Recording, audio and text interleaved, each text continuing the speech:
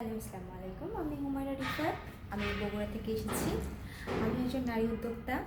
তো আজকে পান্নাপুর প্রিয় শখের জায়গা এবং তার বাচ্চার মতো তার উদ্যোগ ডেকোর্স গ্যালারিতে আমি এসেছি। এসে মানে রীতিমতো আমি মুগ্ধ হয়ে গেছি।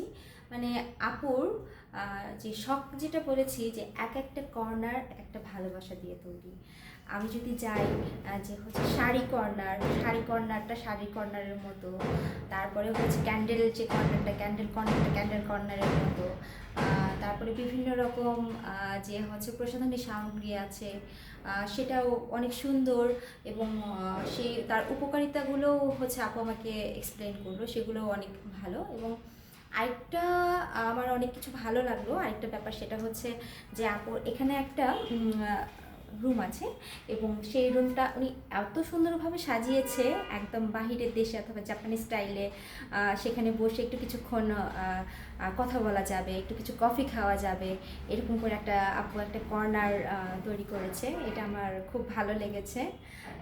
সব মিলিয়ে মানে এক এক কর্নার এক এক রকম ফিল, অনেক সুন্দর। এক কথায় ডেকোর গ্যালারি অনেক সুন্দর।